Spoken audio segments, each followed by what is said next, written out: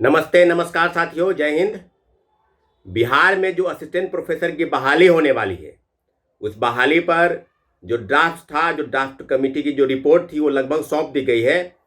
और अंतिम मंजूरी जो है महामहिम राज्यपाल यानी जो कुलाधिपति होते हैं, विश्वविद्यालयों के जो अध्यक्ष होते हैं, विश्वविद्यालय के जो प्रमुख होते हैं, उनको लेना होता है। और महामहिम राज्यपाल मुझे लगता है कि 12 या 13 मार्च को जैसे ही ज्वाइन करेंगे तो सारी चीज़ें जो है बिल्कुल अब सामने आ जाएगी कि क्या होगा। और बेट को लेकर, जिसके लिए आपने देखा होगा कि विगत पिछले महीने जब हम लोगों ने एक छोटा ही आंदोलन किया, एक छोटा ही प्रोटेस्ट गांधी मैदान गांधी मूर्ति के पास किया, तो उसके बाद जो है सरकार के तरफ से बेट को लेकर, आयोजन को लेकर जो चीज़ें चल रही थी, जो बैठक हो रही थी, जिस पर अंतिम मंजूरी मिलनी थी, तो लगभग 18 पन्नों का जो ड्राफ्टिंग रिपोर्ट है वो लगभग सौंप दी गई है। और तमाम विश्वविद्यालय के जो कुलपति यानी वाइस चांसलर, उनको भी अपने मंतव्य देने के लिए कहा गया है। साथियों, पूरी तरीके से प्रोफेसर बहाली पर सीटों की संख्या क्या होगी, शैक्षणिक योग्यता क्या होगी, चयन का आधार क्या होगा, तो सब चीज़ बारीकी से उस ड्राफ्ट में लिखा हुआ है। आप बखूबी उसको जानते हैं, लेकिन इसके बावजूद भी कई ऐसे अभ्यर्थी हैं जिनको कहीं ना कहीं इस मामले में दिक्कत है। तो उस सारे मामलों पर हम बारीकी से बात करेंगे, बारीकी से सब चीज़ों पर हम निश्चित रूप से गहनता से उनका चर्चा हुआ है और निश्चित रूप से हम सब विषयों की चर्चा करेंगे। साथियों, बिंदुवार चर्चा अगर कर ली जाए तो पहला है कि बेट को लेकर, तो बेट में कौन कौन बैठेंगे, यानी बेट जो होगा बिहार एलिजिबिलिटी टेस्ट, जो पात्रता परीक्षा होती है, उसमें कौन कौन बैठेंगे। तो उसमें जो दिया हुआ है कि अन्य राज्यों में जैसे कि स्लेट होता है या बेट होता है, बिहार में भी पहले 2 बार बेट हो चुका है। साथियों, आपको पता है कि बेट 1994-95 के आसपास, उसके बाद जो है 2002 के आसपास हुआ, और उसके बाद जो है वेट का आयोजन नहीं हुआ।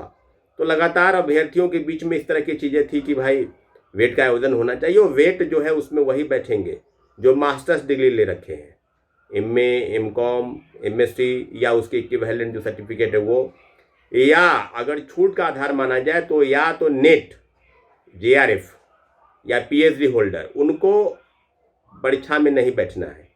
यानी उसके इक्विवेलेंट होना चाहिए, या तो आप वेट परीक्षा पास हैं, या नेट JRF हैं, या PhD होल्डर हैं।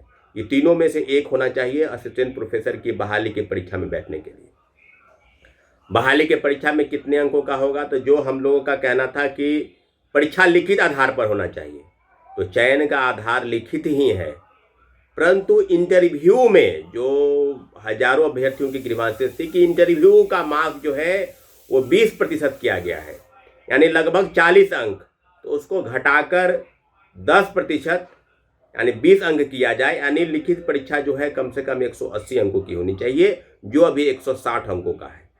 साथियों, यहाँ पर एक कमी है जिस पर हमने आपसे चर्चा की, अभ्यर्थियों का यह मानना है।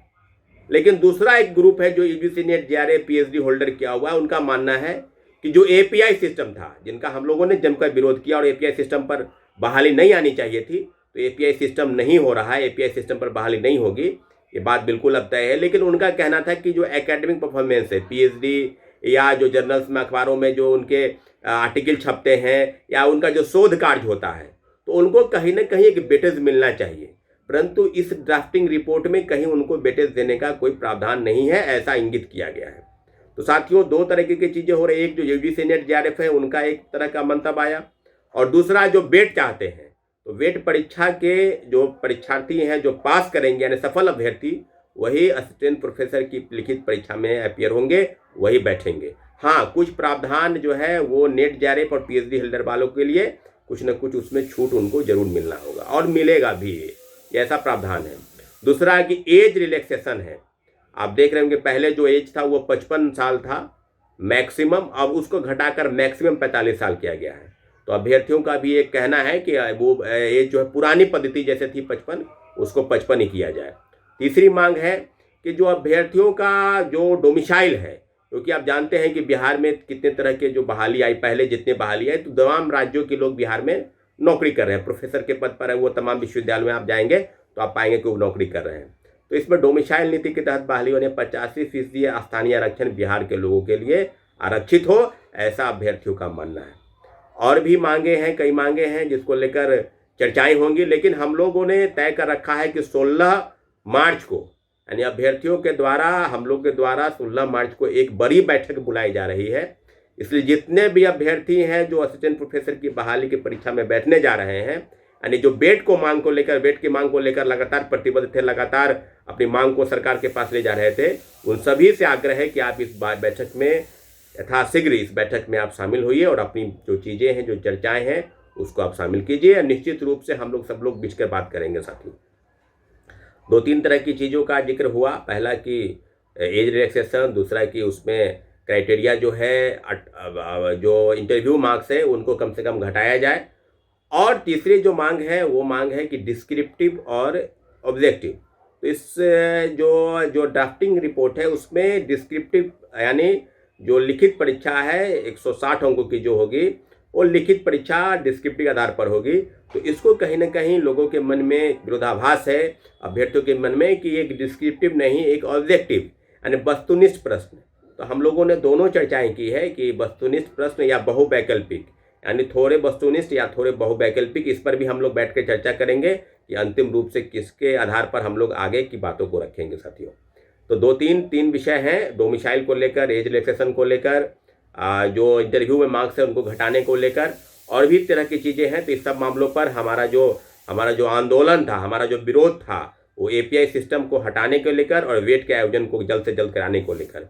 तो इस जो बैठक होने वाली है 16 मार्च को, 16 मार्च के बैठक में जितने भी अभ्यर्थी हैं जो मेरी बातों को सुन रहे हैं, आप इस बैठक में शामिल होइए, और निश्चित रूप से हम लोग इस बैठक के माध्यम से आगे की बातों को सरकार के पास ले जाएंगे। और यूजीसी नेट जेआरए पीएचडी होल्डर वाले को क्या वेटेज मिलेगा, लेकिन इतना ज़रूर है कि चयन का आधार लिखित परीक्षा है और इंटरव्यू के मार्क्स घटने कम होने चाहिए। ये हम लोग की डिमांड है, ये हम लोग की ग्रीवांसेस है। इस ग्रीवांसेस को हम लोग सरकार के पास ले जाएंगे। साथियों, बहुत बहुत धन्यवाद।